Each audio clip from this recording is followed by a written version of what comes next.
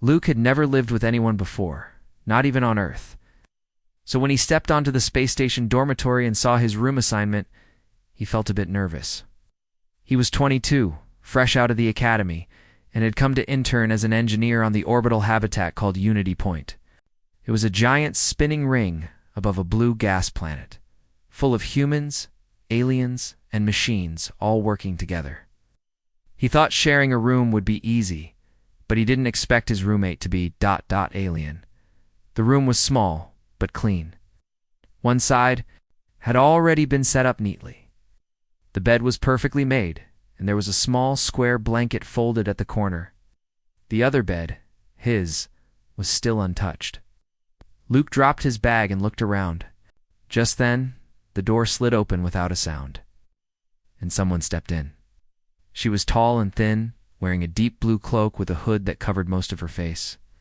Luke could only see a small part of her cheek and the tip of a jaw that looked smooth and pale gray. She didn't say anything, just stood there, watching. "Hey," Luke said, trying to sound friendly. "I'm Luke. I guess we're roommates?" She gave a slow nod. Her voice was soft and quiet when she finally replied, "Sayla." He smiled. "Nice to meet you, Sayla. I hope you don't mind sharing the room." She didn't answer, but walked over to her side and began organizing something silently. Luke felt awkward, but told himself not to push her. Maybe her species was shy. Or maybe she just didn't like talking much. Either way, he had to be respectful. They were living together now, and he didn't want things to get weird. Over the next few days, Luke settled into life on the station. The work was hard but exciting. He got to help with fixing fusion panels and even learned how to float during zero-G drills. During the day, he laughed and joked with the other interns, but every night, when he came back to the room, things were always quiet. Sayla didn't talk much. She stayed on her side, either reading from a small holotablet or just sitting in silence. She always wore her cloak, even inside. She never joined him for meals or chatted about the day. She even avoided standing close to him. At first, Luke thought maybe she didn't like humans, but then he noticed she didn't talk to anyone else either. One evening, Luke decided to try being friendly again. He brought 2 cups of warm synth coffee back to the room. "Hey," he said, offering her a cup. "Thought you might want something warm." She looked at the cup but didn't take it. Her voice was barely above a whisper. "Thank you. I cannot drink this." Luke blinked. "Oh, right, dietary stuff." She nodded once, then added, "Your kindness is noted." Luke gave a small shrug and smiled. "No problem. Just thought it might help. Sharing something." "What roommates usually do?" She didn't say anything else, and Luke sat down on his bed, sipping the drink alone. It wasn't a great conversation, but at least she didn't run away. Days passed. The routine stayed the same. Luke got used to seeing Sayla always covered, always silent, and always distant. Sometimes he talked to her about his work or things he saw on the station. Never said much, but she listened. And oddly, he felt less lonely knowing she was there. Still, something about her felt strange. There were little things he couldn't ignore. She never used the common restroom. She kept the room cold enough that he needed a thermal blanket just to sleep. And once, he walked in and thought he saw light glowing from her side of the room. Like soft stars had appeared, but when he blinked, it was gone. He didn't ask. Maybe it was rude. Maybe her people had customs he didn't understand. Maybe she was just shy, like he first thought. One night, while he was lying in bed, he heard a low humming sound. It wasn't loud, but it felt deep, like it was coming through. The floor, he sat up. It was coming from Sayla's side. He stood up, curious, and slowly walked over. Just as he got close, the sound stopped. The room went quiet. Sayla was lying on her bed, who'd pulled down low, still as stone. "Everything okay?" he asked. "Yes," she replied quietly. "You were humming." There was a pause. "It helps me sleep." Luke smiled, though she couldn't see it. "We humans do that too. Though not as nicely as that." She said nothing more. Luke went back to bed, but his mind was full of questions. Who was she really? What was she hiding? Still, he wasn't scared. Just curious. The next day at work, Luke told his coworker Josh about his mysterious roommate. Dude, Josh laughed. What if she's some kind of alien spy or a ghost? She's just quiet, Luke said. A little different, that's all. Josh grinned. You got the weird one. My roommate just snores like a wild boar. But later, as Luke walked back to his room alone, couldn't stop thinking about those glowing lights, that soft hum, and the way Selah always kept herself hidden. Something about her was more than just shy, and deep down he was starting to feel that one day he would find out what it was.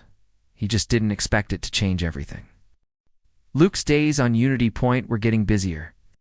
The station had just taken in a new fleet of cargo ships. The engineering teams had been told to check every docking connector. Long hours zero-G crawling and patching old systems kept Luke tired by the time he got back to the dorm. But even when he was exhausted, one thought always returned SAE. The mystery of his quiet alien roommate was now something he couldn't ignore. The strange lights, the cold room, and the soft humming had stirred something in him. Not fear, more like curiosity. He didn't think she was dangerous. He just knew she was hiding something. One evening, he walked in early and found Selah sitting on her bed, staring at a small crystal cube floating above her palm. The cube rotated slowly and glowed with soft blue light. It made no sound, but it felt alive. Luke didn't want to scare her, so he cleared his throat quietly. The cube vanished in a blink. Selah's cloak fell over her hand, hiding everything. Her face stayed turned away. Sorry, Luke said. I didn't mean to sneak up. She said nothing. He sat on his bed and pulled off his work boots. That thing you were holding? It looked beautiful. Is it something from your planet? Still didn't answer. She pulled her hood down a little lower and finally said, You saw nothing. Luke raised his hands. Okay, no problem. Your secret's safe. Silence followed, but he didn't press further. He just turned on his small speaker and played soft human music. After a few minutes, he noticed something. Her head tilted ever so slightly, like she was listening. Do you like music? He asked gently. Ours is different, Selah replied. Her voice was always soft, like she spoke through a dream. This one's from Earth. It's called a piano. Use keys to make sounds. I know, she said. Luke blinked. You've been studying humans? Selah nodded once. Your kind is loud, curious, but also kind. Luke smiled. That was the most she'd said in one go. Not all of us, but yeah, we try. He wanted to ask more, but she pulled her cloak tight again and went still. The moment was over, but it was more than before. 2 days later, the station ran a safety drill. Every crew member had to go through a simulated lockdown, but right in the middle of it, one of the old tunnels on the engineering side started leaking compressed gas, something that should have been fixed months. Luke was caught on the wrong side of the safety gate when the alarm rang. The door closed before he could escape. He tried calling for help, but the comms were scrambled.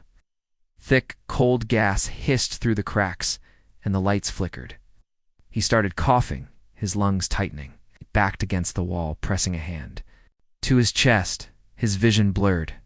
The alarm blared louder, then dashed movement through the gas. A figure walked forward, tall, graceful, glowing. Luke blinked. It wasn't a suit. It wasn't human.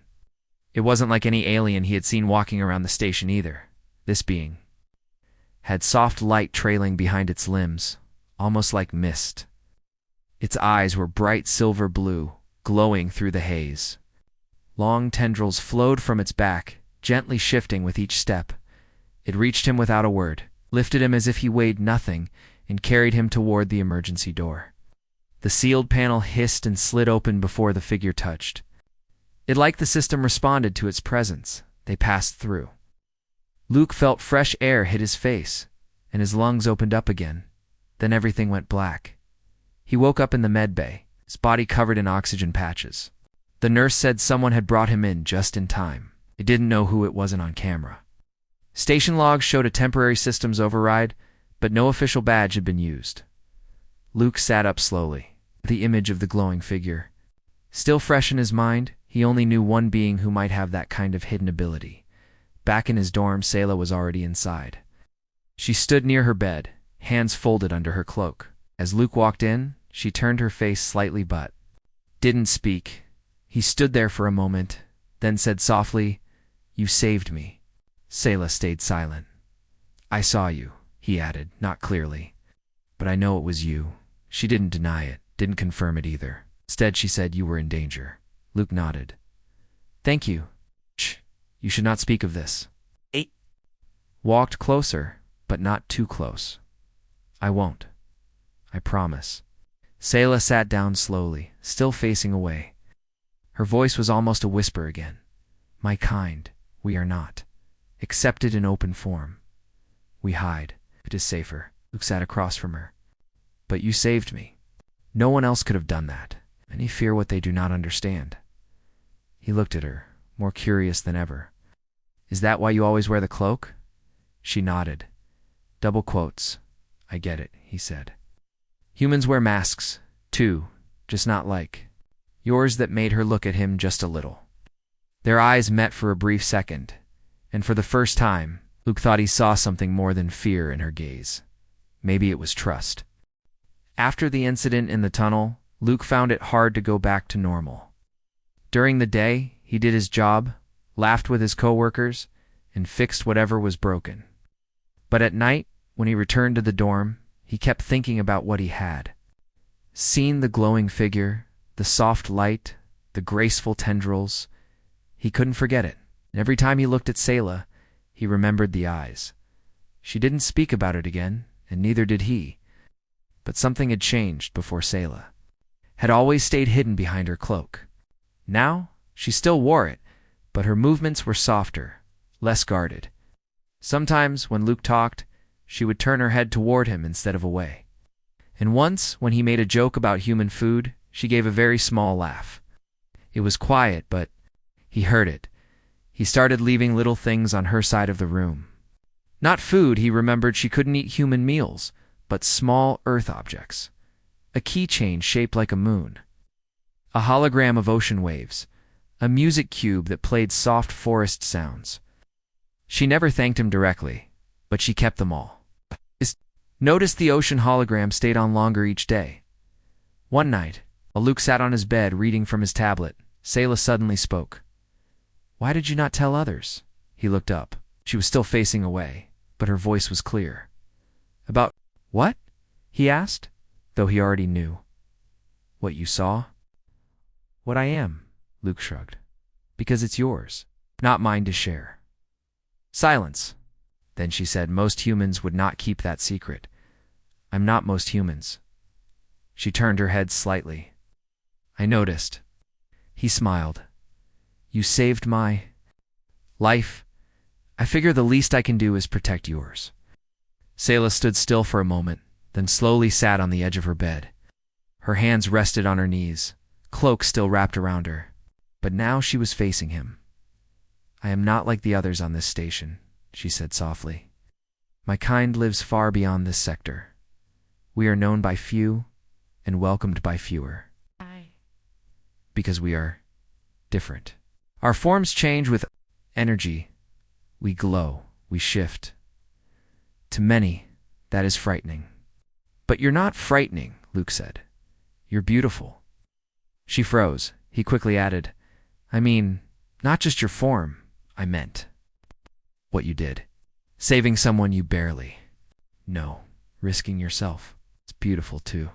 Sayla was quiet again, but her head tilted slightly downward, like she was thinking hard. "My name," she said slowly, "means soft star in shadow, in my language." Luke smiled. "That's a good name. It fits." A moment passed between them, gentle and quiet. "May I ask something?"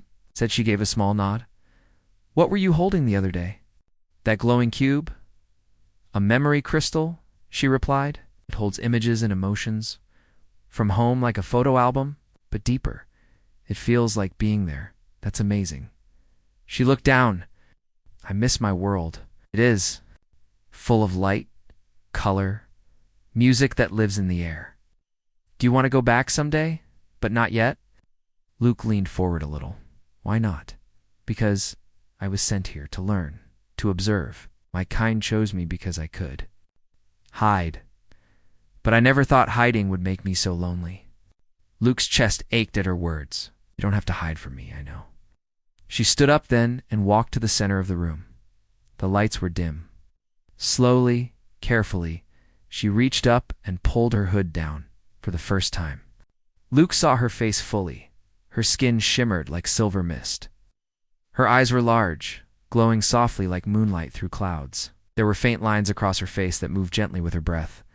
She had no hair, only flowing strands of light that floated behind her like silk ribbons in water. She didn't look scary. She looked like something out of a dream. Luke didn't move or speak. He just watched, breath held, as she stood in silence. This is what I am, Selah said. You're amazing, he replied, his voice barely a whisper. She blinked slowly. Thank you. Then just as gently, she pulled the hood back up. The moment passed. But something had changed forever. After that night, they talked more openly. Selah still wore her cloak when outside, but inside the room, she sometimes let the hood down. She told him about her people, the Nyari energy-sensitive beings who avoided war and conflict. Choosing to live quietly, watching the stars, Luke told her about Earth, about beaches, mountains, old cities, and songs that made people cry. He even played her one of his favorites, a human piano piece. She listened with closed eyes, her glowing tendrils swaying gently. They were different, but the space between them didn't feel so wide anymore. And slowly the lonely alien girl who once hid in silence began to let herself be seen. The days passed quietly, but something had shifted between Luke and Selah. What once felt like a wall between them was now more like a curtain still there, but soft and easy to move. Selah didn't always speak, but when she did, her words were calm, thoughtful, and sometimes even warm. Luke found himself looking forward to going back to their shared room each evening, not just to rest, but to see her. He still hadn't told anyone about her true form, not even Josh. It felt too special to private. Luke had never been good at keeping secrets before, but this one he guarded like it was treasure. Sometimes, when they were alone, Selah removed her hood and allowed her true self to shine. The soft silver glow, the shifting light around her hair, the gentle shimmer in her skin, it felt like sitting beside a living star. Yet she never showed any pride. She was never trying to impress. She was just being herself. Luke wanted to learn more about her people. One night he asked, why did the Nyari hide their forms? Selah sat on her bed, light flowing from her tendrils like soft waves. Because long ago, others feared us. Not because we attacked, but because we looked different. But you're peaceful, Luke said. Fear does not care, she replied. We chose to vanish from records, to stay away from big worlds. Then why are you here now? Looked at him for a long time because things are changing. Your kind is loud, curious, but you also grow, to learn. Some believe it is time to step into light again. Slowly. And you were sent to see if humans are ready? Selah nodded. Luke leaned back. Then I hope we're not a disappointment. Selah gave a soft laugh. You are not. But soon. Things around them started to change. People on the station began noticing small things. Selah, once invisible in the hallways, was now nodding to others. She answered basic greetings. She even walked beside Luke once during their shift change. Your roommate's opening up? Josh said with a grin. You finally got her to talk? We just understand each other better now, Luke replied. But not everyone reacted the same way. A group of crew members, mostly from a mining colony, whispered when Selah walked past. They didn't laugh or say anything loud, but Luke noticed the glances. The way they moved away from her path, it made him uncomfortable. That evening, Luke brought it up. People are starting to stare, he said. Shala was quiet for a moment. They sensed the change. Are you okay with it? I do not like hiding forever. What if they don't accept you? She turned her glowing eyes to him. I already know one who did. Luke smiled. Then maybe more can too. What? Day. Everything changed. Luke was working near the reactor chamber when an emergency alarm blared. A coolant pipe had burst, and the energy readings were unstable. Within minutes, the chamber's temperature rose. Its auto systems failed. Engineers scrambled to get control, but the core was overheating. If it reached critical, the whole sector of the station could be lost. Luke ran to the control room. The lead technician shouted, "Manual override failed. Energy's building too fast." No one knew what to do, and then Sayla stepped forward. She had arrived silently. Without her cloak, gasps filled the room. For the first time, others saw. Her in full light, her glowing form, her luminous tendrils, her eyes like stars. People froze, unsure if they should be afraid. "What is that?" one officer whispered. "She's with me," Luke said, stepping beside her. SAE, Law didn't wait for permission. She walked to the core control zone. Her glowing hand reached out, touching the energy shield. At first, nothing happened. Then, light poured from her body. Waves of soft silver spread across the screen. The core's unstable readings began to drop. Alarms faded. The room grew silent. Everyone just stared. Within moments, the core was stable again. Sayla stepped back, breathing slowly. The glow around her dimming. The head technician, still shocked, whispered, "How did she do that?" Luke spoke. "She's Nyari, her people, they understand energy. She saved us." No one said a word. Not out of disrespect, but out of awe. After the emergency, rumors spread fast. Some feared her, some respected her. Others were just confused. But one thing was certain, she wasn't invisible anymore. Later that night, back in their dorm, Luke found Sayla sitting quietly. Her hood was off. Her glow was softer than usual. "Are you okay?" he asked. "Tired, but not afraid." "They saw you?" "Yes, and they did not scream." Luke chuckled. "Some probably wanted to. Save them. They can't ignore that." Sayla turned to him. "Do you think they will ever understand?" He nodded.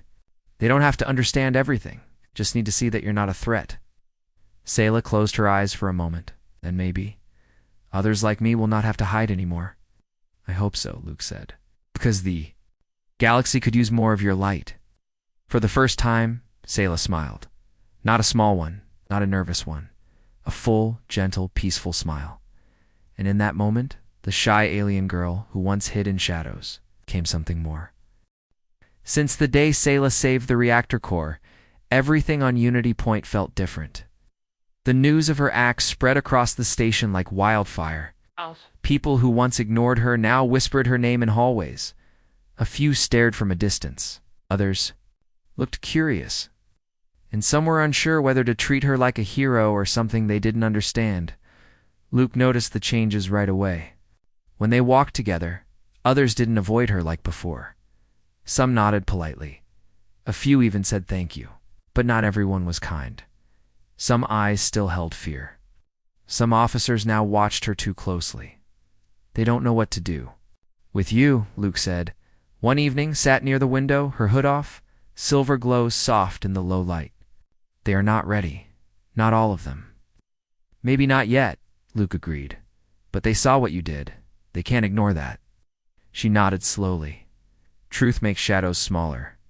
Despite the attention, Sayla stayed calm. She didn't speak to the crowd or try to explain herself.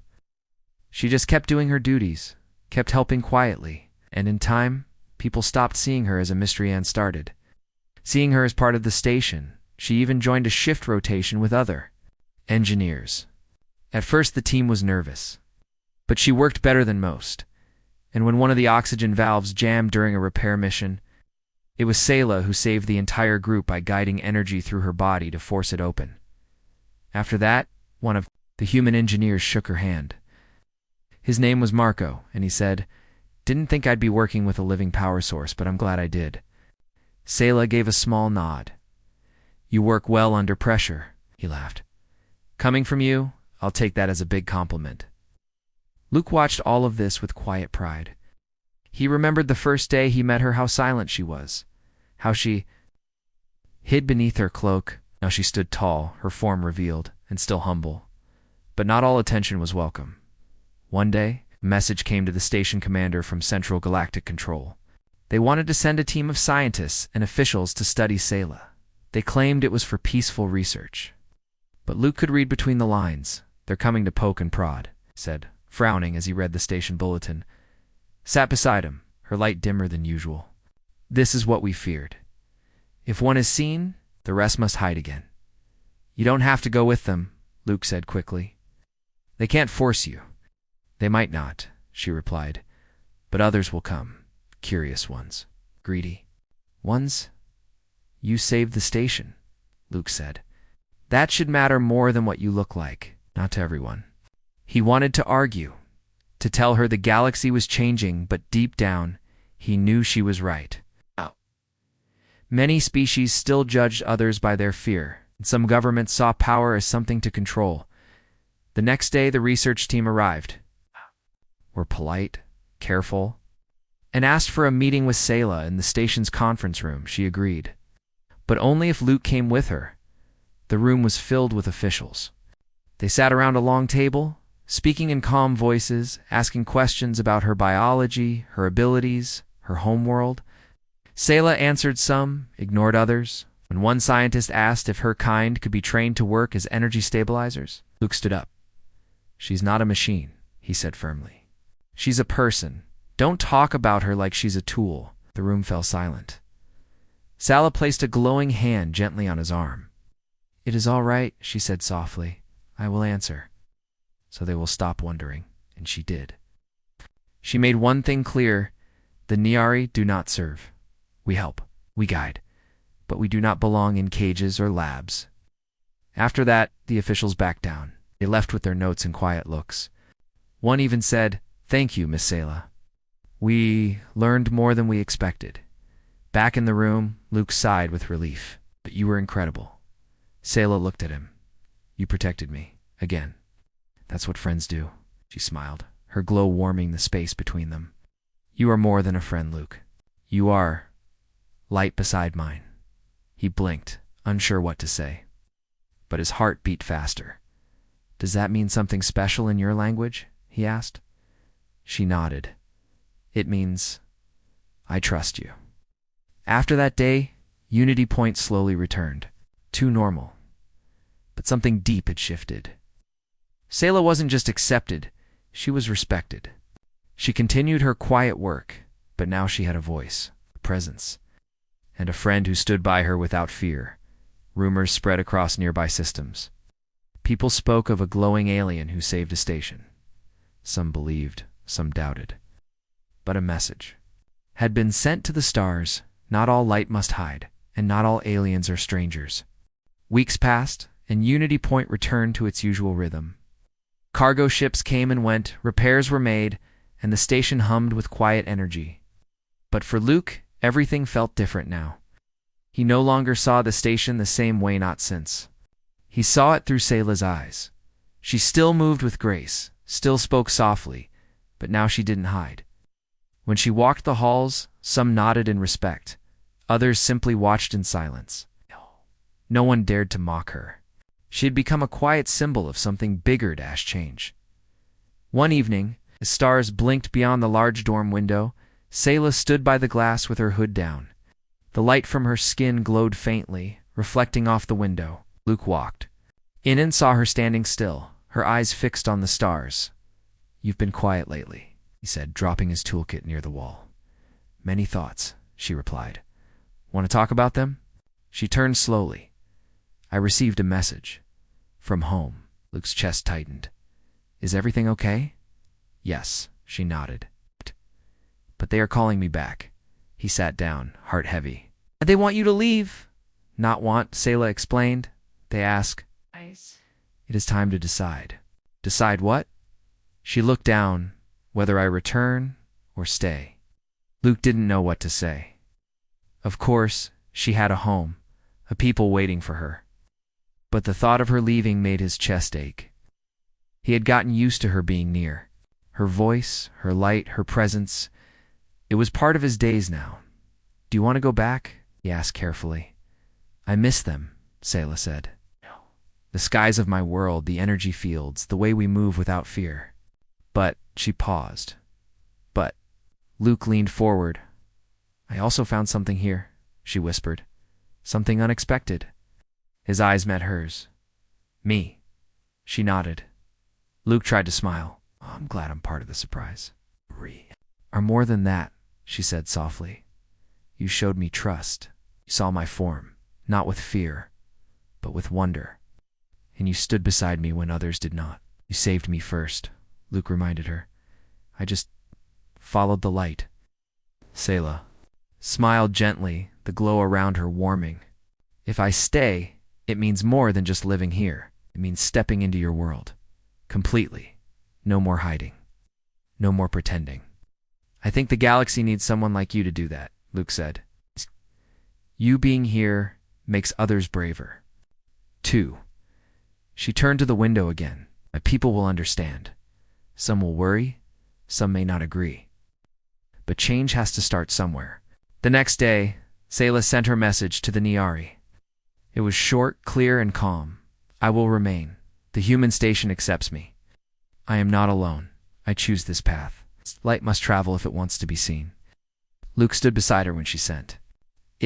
Are you sure? He asked one last time. Yes, she said. I am ready. Within a week, the Niari sent a reply. Not in fear or anger, but in respect. Then we will watch from afar. But your path is yours. After that, things moved quickly. Unity Point's command center offered Sayla a permanent role. It's not as a visitor, not as an intern, but as a core systems advisor. Her skills with energy fields were unmatched. She accepted. Her quarters were moved to a higher section of the station. But she asked for one thing. Can I still visit the dorm? She asked Luke. He smiled. It'll always be your room, too. Before she moved, they had one last quiet dinner together. Luke brought food for himself and a small light crystal for Sayla, which shimmered with soft pulses. They didn't talk much that night. They didn't need to, before leaving. She turned to him. You once asked what my name meant, she said. Yeah, he replied. Soft star in shadow. There's another meaning, too, she added. In Old Niari, it means a beginning in the dark. Luke nodded. That fits even better. She stepped forward and gently placed her glowing hand over his heart. And your name, she whispered, in our language, would mean the one who saw clearly? He stood still, unsure of how to respond. The moment felt heavy, but not sad, just full. Then, without warning, she leaned forward and rested her forehead lightly against his. They stood like that for a long second. Two beings from different stars. No words, no fear, just light. Weeks later, people across Unity Point spoke of the Nayar representative who helped save the reactor. Some visitors tried to get a glimpse of her. Others asked questions. But Sayla remained the same, quiet, focused, graceful, and sometimes when her shift ended, she would walk through the lower corridors and visit a certain dorm room. Not because she had to, but because a part of her still lived there with the human who first saw her, not as a mystery, but as a person. They weren't just roommates anymore. They were something stronger, and in a galaxy full of stars. Their light human and Nyara shined together.